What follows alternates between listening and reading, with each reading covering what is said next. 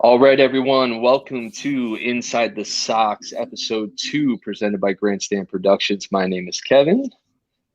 And then my name is Rob, and welcome. I just want to say, first off, thank you guys so much for all the support you gave us on the first episode on Grandstand Productions. Absolutely. 80 views, that is actually insane for a starting podcast, too.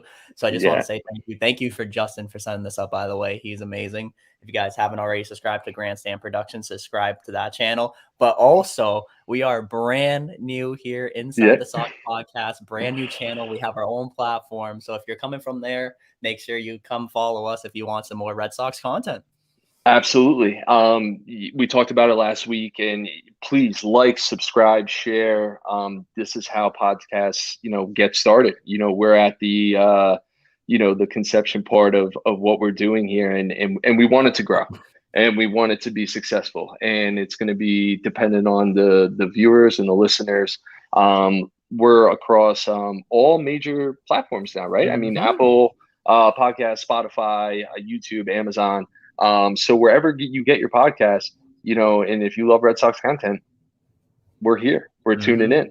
It's going to be good. So we have a jam-packed episode, especially an episode where we're not in the playoffs, right?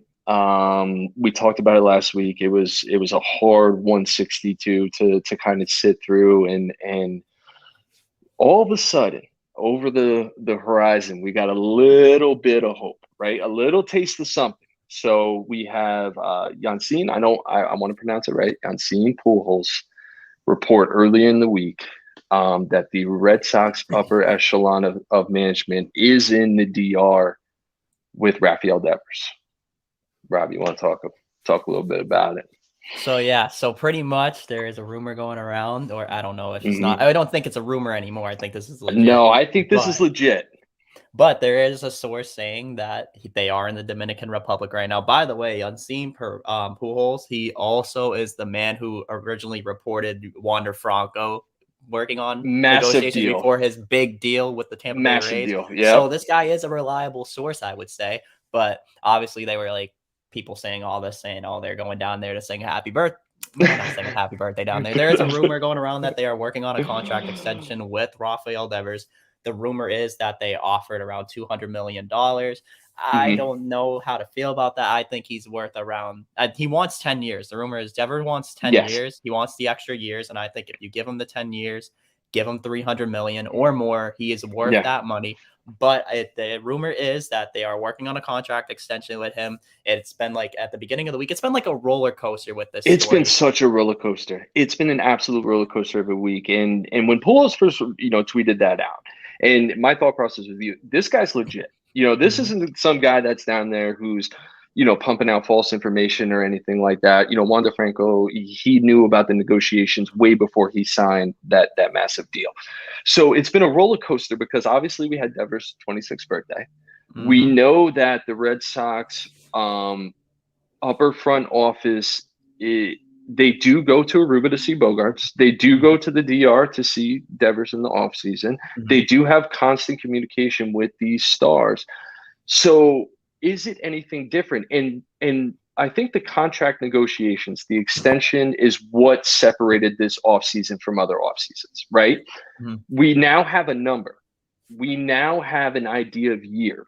We now, and we don't know. I mean, this could be something Craig tweeted out. Craig from Grandstand Productions, and he works on a lot of different projects.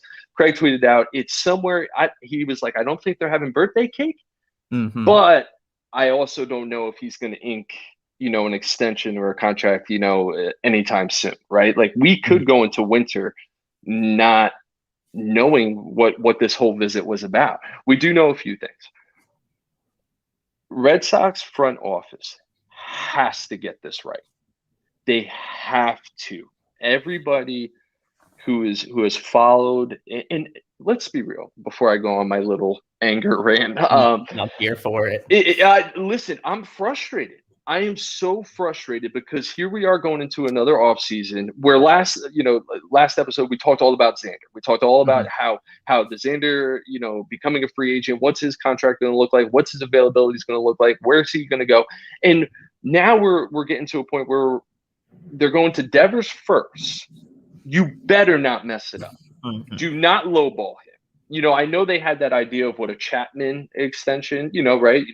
Comparative to Chapman's deal that he signed. This is something that Devers deserves every year and every dollar that you're willing to invest. Do not mess it up. Let's talk about years. Rob, what do we feel like a comfortable year mark for Rafael Devers at 26?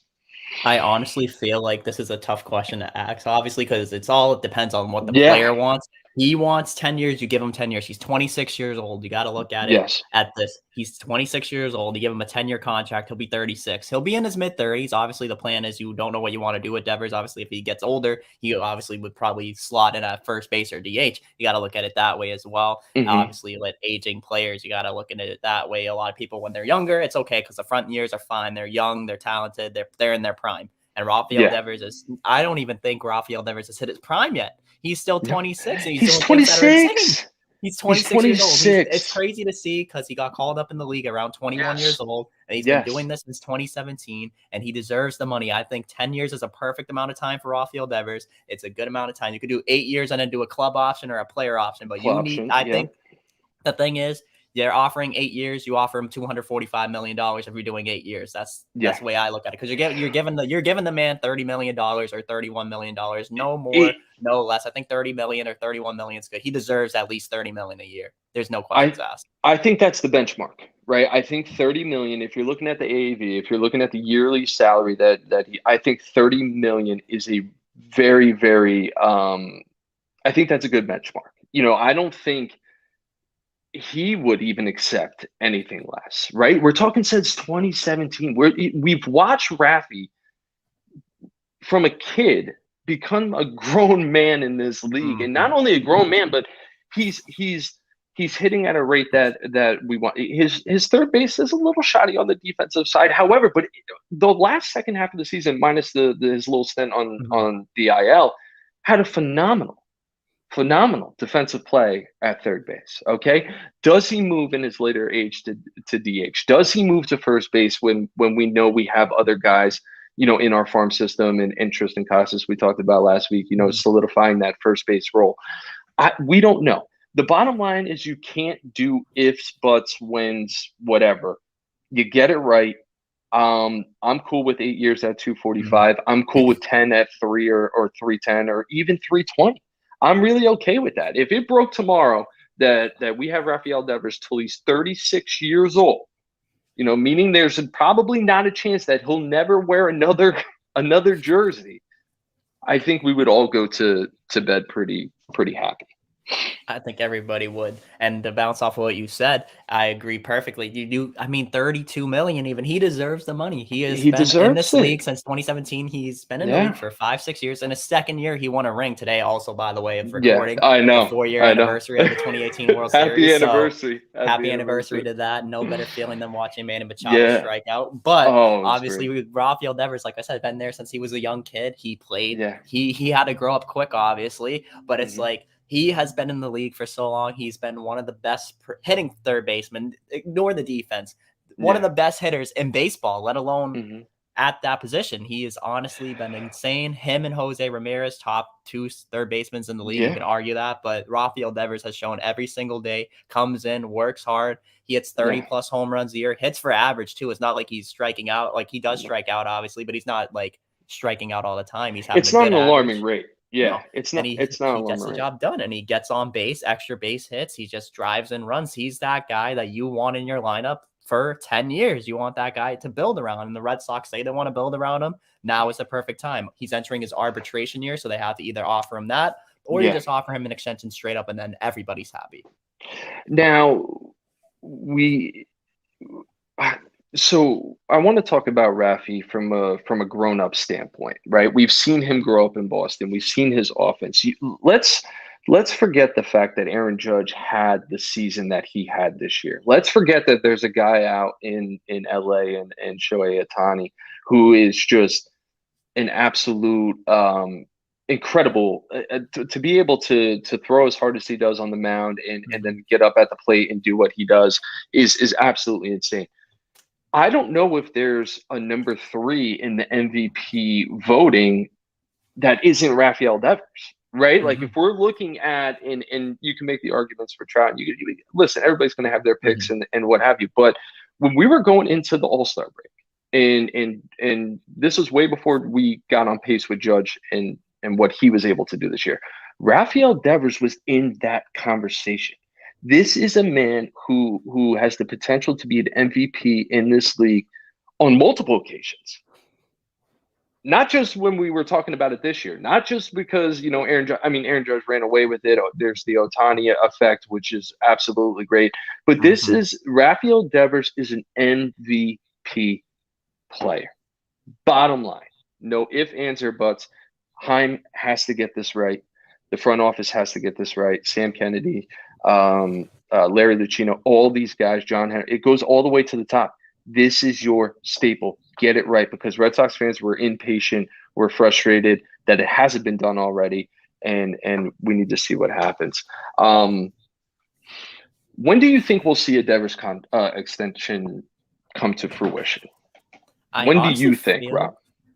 I honestly feel like obviously now that the World Series is happening, they can't make any like deals technically because the World Series Yep. by because after that you can only do it beforehand. So I feel like if we're gonna get Rafael Devers news, we're gonna get it by beginning of December. I feel like the beginning of December we're gonna get some news. Obviously, we're gonna get some news on that signing, and that's gonna be like an interesting process because it's back and forth right now with them. But like you were saying, a guy like Rafael Devers, I was looking down for a second because I was pulling up his baseball savant page, and what he Yeah. does is absolutely insane. I mean, an Oh, please. 879 OPS and then Yeah. an OPS plus of 141. The league average, by the way, for OPS plus is 100. He's 41 Yeah. points above the league average in OPS plus. It's absolutely insane what he does at the dish. But no, I feel Thank you like for around getting the November, numbers. I had to pull it up. I know You had to. exactly how they feel. That's just like the numbers are insane. What he is doing at the plate is unbelievable. And Yeah. also, I mean, he hits for power. I mean, he had 27 home runs this year, but last year 38, 32 in Mhm. 2019. He's a guy who can hit 30 plus home runs for you at that third base position, that your cleanup hitter, your number 5 hitter, wherever you want to slot him in the lineup, he's going to Yeah. hit. And I feel like the Red Sox, if they're going to make a move on him, it's going to be done by November. No, December, no later. It has to be done as early as you possibly can because you don't want to hit arbitration and have to No. deal with an arbitration case with him because then No. if he gets frustrated, then it's another problem with that. And you don't want him to get frustrated because you want him to be happy where he is. And I think like Xander Bogaerts, he wants to be in Boston. You could tell he likes playing in Boston, Rafi. And there's no better place for him. You could tell he comes out, he loves the fans, he loves playing for the fans. You could tell like Yeah. every day he's always smiling in the dugout. He likes his manager. I mean, who doesn't like Alex Cora? I But know. you got to realize that like he likes it here and you want to give him the money. So obviously, like it's a kid's game. It's a kid's game. Obviously, you want to play for fun. But at the end of the day, it's his job and you want him to pay him what he deserves for what he's been doing for this team. And I I, think I November is the perfect time. I couldn't agree more. What better than a Thanksgiving treat if we're all sitting around with our families and all of a sudden that phone pings and we get the alert or the notification and all of a sudden Rafi's locked up.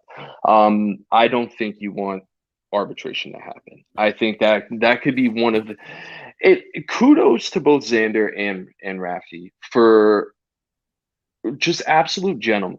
I mean, these are guys that in sports we don't know the longevity of your career, right? And especially in baseball, you don't know the longevity of your career. So when you're playing in that contract year, when you don't have something on the horizon, where you're not sure where you're going to be, whether it's going to be Boston or somewhere else, kudos to these guys for showing up to the park every single day, taking their hacks, answering media's questions, not showing any sort of frustration. Rafi's a very animated guy. When he's at the plate, he's very animated. If there's a pitch he doesn't like, if he swings at something that he knows he shouldn't have swung at, I mean, and not only that, he swings so hard that I feel like he's just gonna, tear his entire Shoot. vertebrae because he takes man hacks up there, Mhm. man. Like he goes into the box and he takes absolute man hacks. He hits for contact. He hits for power. The numbers are theirs. We need to get a stat guy, by the way, Rob. We need someone throwing stats at us. So we he does all these things so great to build a team around him. Let's talk a little bit about if and I hope when we do lock Rafi up, what is the team going to look like around him? What's this lineup going to look like? Well, honestly, let's start off with the infield. We already know we know the Red Sox. There's other rumors saying the Red Sox are in talks with Xander Bogaerts about a contract extension. Yes. So if they lock him up, those two are your left side of the infield. That's a perfect left side of the infield. Obviously, you still have Trevor Story. He's going to be perfect. He's getting, once he's healthy. I mean, Trevor Story, when he was at shortstop with the Rockies in like 2017, everybody was talking about him being a top 3 shortstop in baseball, and he still is. He's still if he's healthy, he's the best second baseman in baseball in my eyes. I mean, he hits for power. I mean, he hits for contact. He plays a mean second base. If he was healthy the whole year, he's a Gold Glove nomination. Obviously, missing a lot of games doesn't help him, but he would have been there. Obviously, still got Casas at first base behind the plate. That's going to be a situation where we look at Reese McGuire, Connor Wong, but then the outfield is like the outfield's an interesting situation because you have so many guys that you can throw out there. I mean, you got guys like, obviously Alex Verdugo is going to be out there. You're going to have Kike Hernandez in center field. You can even put Christian Arroyo in a corner outfield. I mean, he's probably better off at second base, obviously, but Christian Arroyo could play out there sometimes. I mean, you still got guys like Tommy Pham you could sign, free agents like Michael Conforto. A lot of things that you could do. Aaron Judge again, but I don't think that's happening. But you never know. But there's a lot of things that you could do. And obviously you want to build around Rafael Devers because it starts off with, obviously you want to have your main piece, which is Rafael Devers. That's what the Red Sox are saying. That's their main guy that they want to keep locked up. It's like, the way I look at it, Rafael Devers is the second version of David Ortiz. The way I look at it, he's a guy that all the Red Sox fans love. You don't hear anybody talking down or bad on Rafael Devers. Likable guy. Obviously, Rafael Devers isn't as outspoken as David Ortiz was because David Ortiz would speak a lot. But obviously, Rafael Devers, he's not as outspoken. He does have interviews, and he has been learning English too. You never know. Once he learns a little bit more English, you never know. He may be more talkative. But obviously, the Rafael Devers, you could tell at the plate, like you said, he's so animated. Like, I remember one game, vividly remember in Cleveland when Cal Quantrill struck him out and he was screaming at him. Rafael Devers gives him like a stank face. Next at that, takes him deep right center field. So Rafael Devers is a likable guy. You can't not like Rafael Devers. And I feel like obviously you want to build around him, but obviously I think once you get him locked up, then it's like a little bit more of we could take a deep breath because at least we got one of the big, it's kind of like right now it's like 2 boulders on our shoulders. We have Rafael Devers, Xander Bogaerts. Once one's lifted off, the Red Sox can work on the other. And then from there, it's at least we could take a deep breath because at least we got 2 things that we've been worrying about all year. Red Sox fans have been worrying about this since last offseason. We'll be able to take a step back and relax. And there are going to be questions up and down this lineup, right? Who would have thought that the right side of the infield with Tristan Casas and Trevor Story would be already solidified before we had the 2 guys that we hold dear and near to our heart, Xander Bogaerts and Rafi Devers on the left side. We don't have to worry about the right side of our infield. I truly believe that Tristan Casas is going to be a great first baseman. He's a perfectionist. He's a guy who practices craft. He's kind of an outside the box kind of guy, which I love about him. Like, I absolutely love his attitude and his demeanor. You have Trevor Story, like you said, top 3 shortstop, made that move over to second base. He has answered the second base question for the Boston Red Sox. My issue and it goes back again to the front office, and it goes back to Heim, and it goes back to the people making the decisions. The left side of our infield should not be in jeopardy. It should not be in jeopardy. There is no reason for it, Rob. There is no reason for it. We should have had Xander locked up. We should have had Devers locked up. We should have Atlanta, and I said this, Atlanta is the outlier, right? Because they are keeping their core without spending much money, and for whatever reason, they're handing out years like it's candy, right? It's ridiculous. It's unbelievable. They get it for so cheap, but I think that's what a lot of teams are doing. And they get it for so cheap, and the fact that we're still waiting here. Now, it's great to be able to talk Red Sox, and Red Sox baseball it's October 28th. And once again, we're not in the postseason. So just the fact that we're able to talk and there's something that keeps us on the edge of our seat tells us how much we love this team, right? And it tells us that we're still vested interest. However, this should have been done. Rob, we should be sitting on the, it's hockey season in my house. It's we're Go Bruins looking like an absolute tank. They're insane. 7-1, they're insane.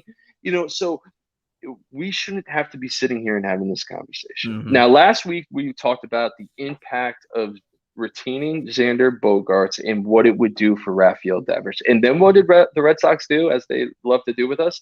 They flipped the script, because now it's become they're obviously trying to retain Rafi, and what does that mean for Xander Bogaerts? Because you have to listen. We have a World Series going on, and Philadelphia shortstop vacancy.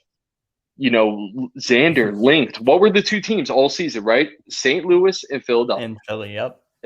St. Louis and Philly. St. Louis and Philly. St. Louis. I do not want this World Series to end and all of a sudden the Phillies kind of get together, win, lose, or draw, right? Well, obviously not draw, but win or lose, they can't sit down and go, well, we got this gap at shortstop. Oh yeah, remember that guy that we've been talking about all season? Well, the Red Sox are screwing that up, so let's give him a call. Let's give him a call and get him on a flight to Philly, and let's sit down and pick his brain.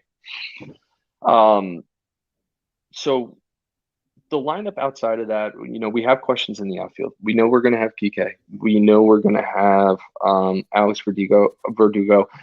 Christian Aguero obviously is a utility guy. We can, play him all over the place. Behind the plate is kind of interesting, right? Connor Wong, Reese McGuire, what is that going to look like? What's that dynamic going to look like? And then we have the pitching staff, which is really a work in progress right now. What can we give as hope to our listeners? What can we give as hope to that we can trust the front office to get this right? What do you think, Rob? Can we trust them?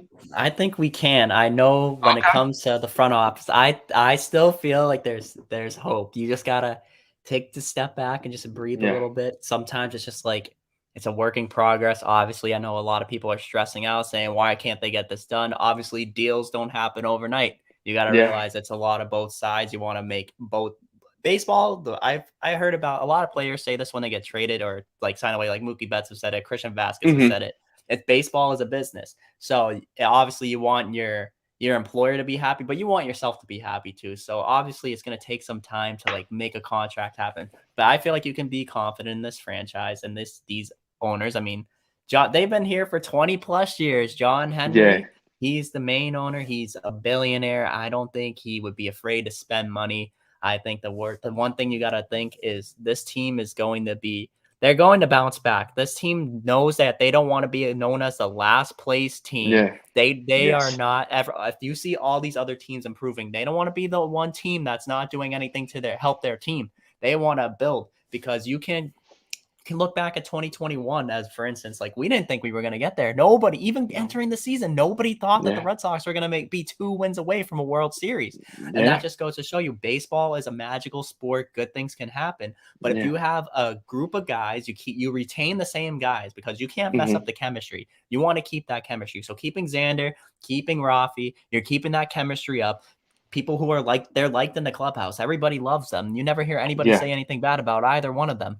And even Xander Bogaerts, it's funny. He's always on the field. He never gets ejected. He got ejected one time, and that was last year for the first time in his career. For the first time in his career. He is a leader. You want to keep him. You want to keep Rafi, because Rafi is that guy who everybody likes in the clubhouse. And like you said, Tristan Casas, I honestly think he's up and coming as like one of the best. He's going to be one of the best hitters in baseball. He's like JD Martinez, watching the iPad, tracking his swing, work ethic, and it's just like phenomenal. He's hard. He works. He goes into the gym, goes to the batting cages, works on his swing. Another guy, and I'm gonna be honest with you, the guy, even if we don't get a big name in the outfield, I think the Red Sox should really get on the phone with this man, Andrew Benintendi. Bring him home, put him in left field. Bring him back. Cheap deal. I mean, it's worth it. I mean, he's coming off of a great year with Kansas City. With the Yankees, obviously he got hurt, didn't get to play in the playoffs. which is good. We didn't get to see Benny play healthy Yankees in the playoffs, so it's a win-win. But it's a win-win. I would love to see Andrew Benintendi back here, and I mean, putting him in left field. I mean, even Tommy Pham, like I said last week, Tommy Pham, perfect for left field. But if you get Benny back, you have an outfield of Benny, Verdugo, and Kike. That's a pretty good outfield. That's a solid pretty good outfield. That's a solid Benny, outfield. now everybody knows, like everybody wanted him. They thought he was going to be the next Ted Williams hitting for power. Benny's a contact hitter. He's not going to hit for power, but he gets on base and throw that in the outfield. You never know.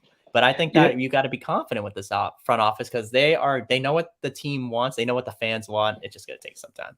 It's going to take some time, and we got to be a little patient. I'm a little frustrated with John Henry because I do believe that there are times where John Henry and the Fenway Sports Group, right?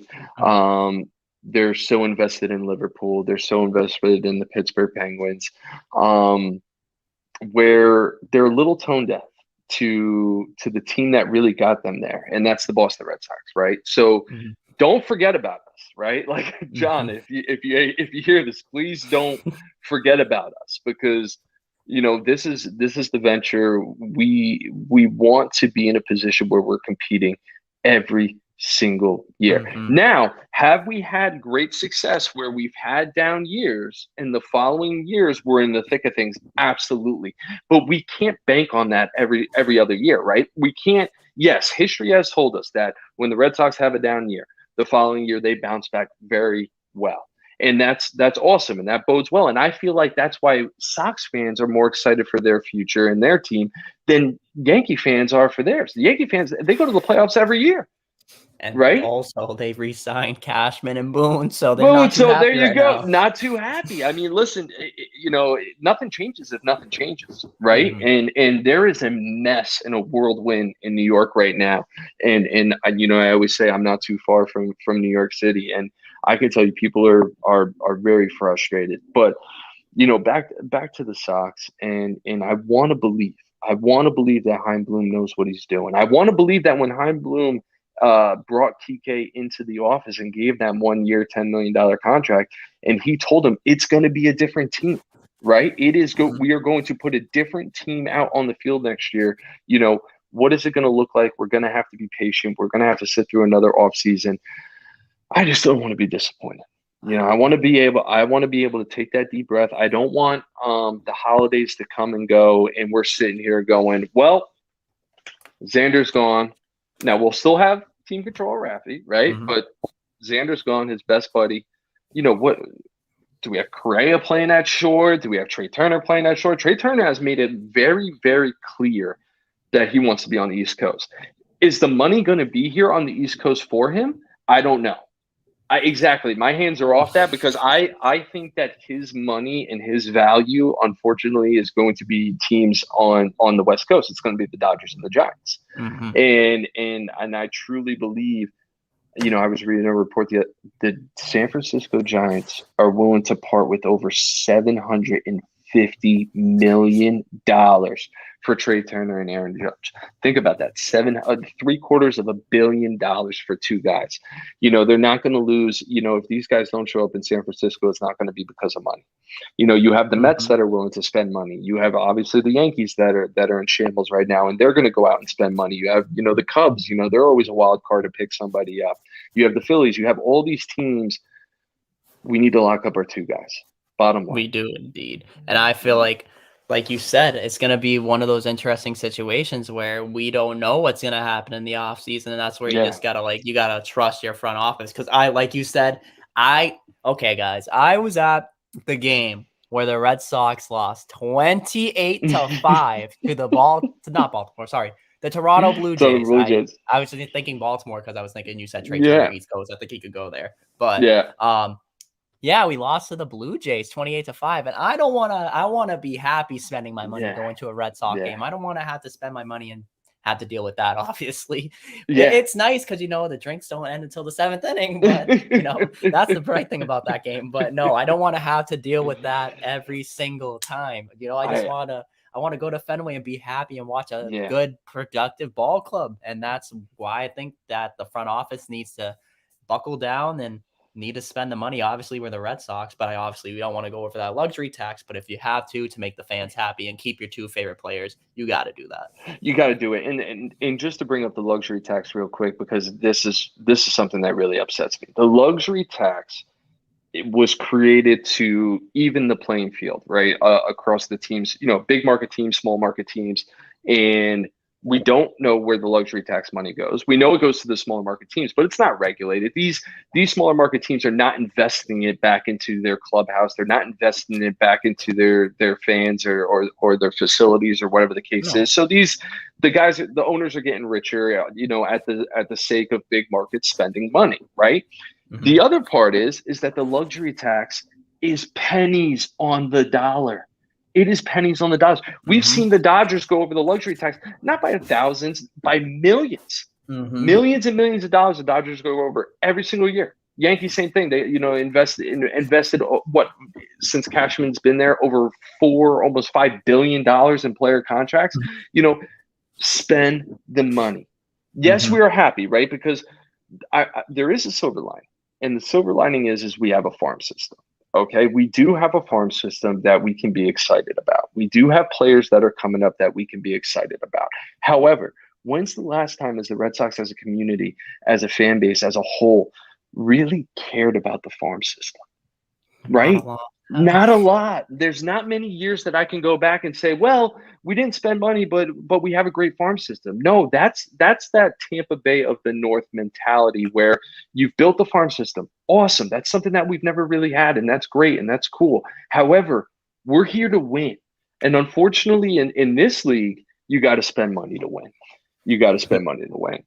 And the funny thing you say about the luxury tax, they don't invest in their teams. Look at Oakland. They play in a terrible stadium, a football stadium, by the way, falling apart. Yeah. Seats, literally, I've seen on like Barstool and things, seats falling apart. Yeah. They don't spend money on their players. They traded Matt Olson. They got rid of Matt Chapman. They're rebuilding, but they don't even offer contracts of players. So you got to look at it that way too. The teams, the owners are cheap. The owners are going to be cheap. And I think the Atlanta Braves, it's interesting because I think they're not being cheap. They're giving their players money, but they're playing it very smart. I like what he is doing. I think it's Alex Anthopoulos on the yes. He offers them, he gives them. I mean, I'm not gonna lie, the term fleecing. He's fleecing. Like guys like Ronald Acuna Jr. Right. I mean, Ozzie Albies, Austin Riley. They're getting like $200 million contracts. And they can make over $400 million. Especially Ronald Acuna. He does not deserve that cheap of a contract, but.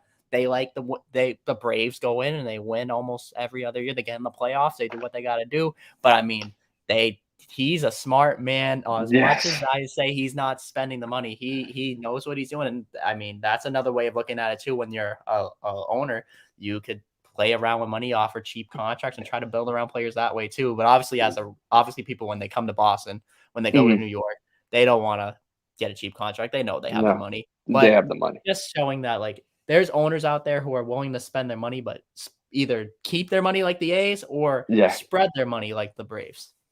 Well, the Braves are they're like a case study, man, because looking at what the Braves are doing right now with their young core and their young talent, and they're not spending much money in doing it. And they're buying, you know what it is? It's the Braves have developed a culture. We talked about it in the first episode, right? Like the Red Sox have a winning culture since the turn of the century, right? 04 solidified the winning culture that we are the Boston Red Sox. We are here. We're going to do the best we can to put a product out every year that's going to compete. And not only that, we want to win. We're not second fiddle anymore, right? We are going to win. How do we lock up these guys? How do we keep our core together? I hope it is the case. I pray to the baseball gods that we can lock up both Devers and Xander, and we could put this behind us, and we could take a deep breath, and then we could talk about the more exciting things, because there is an awesome free agent market. There's so much talent up and down, and once we have Devers and Xander, I'm crossing my fingers, because if not, my head may just explode. I know my head may just explode, because I don't want to see Correa playing short. I got to be honest with you. I don't want to see Trey Turner playing short. And they're good ball players.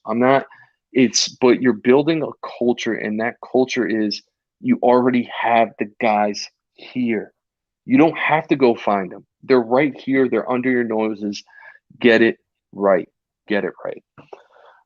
Rob, we got World Series, man. Let's talk about Mm-hmm. it. Let's talk about the World Series. Houston Astros, Philadelphia Phillies. Who would have the Phillies coming down to the NL Mm-hmm. East? Who would have thought? It was like David versus Goliath every I time. The it's matchups every that they've time. had, they faced the Cardinals, who are sure Yep. about the World Series favorite, MVP candidate, probably the MVP, and Paul Goldschmidt. Paul Also, you Goldschmidt, got Nolan absolutely. Arenado on that team. You thought, oh, Albert Pujols won last round. He's going to get a ring. Yeah. Eliminated. Go play the Atlanta Braves, the team that was down 10.5 games in the NL East, won the NL East. Eliminated. San Diego Eliminated. Padres, who Yeah. just took down the 111 win LA Dodgers, eliminated. It's crazy what they are doing right now. And I personally, I know no one wants to root for the Astros. We had to last week because no one We wants had to to get last week. We had but to. now that that's eliminated, I really want to see Kyle Schwarber get that ring. Bryce Yeah. Harper needs his first ring. And obviously, Yeah. I mean, Dave Dombrowski, you can't fault the man. He spent his money correctly. I mean, he did it with Boston. He did it with He did it Boston. with Detroit, got him successful teams. And now here we are, 2022.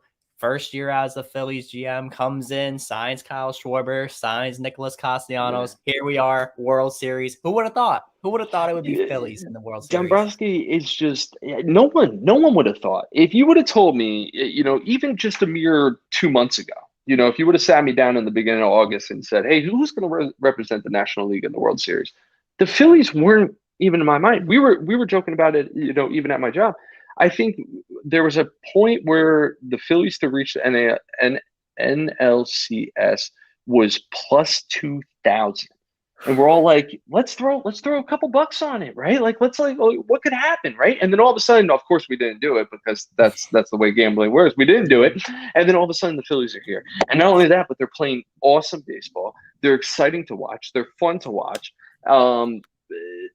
They also have a couple arms. We talk about Bryce Harper. We talk about Kyle Schwarber. We talk about some of the offensive power that they have. You got a guy in Nola, where guy throws some good stuff, some really good stuff. The Houston Astros, right?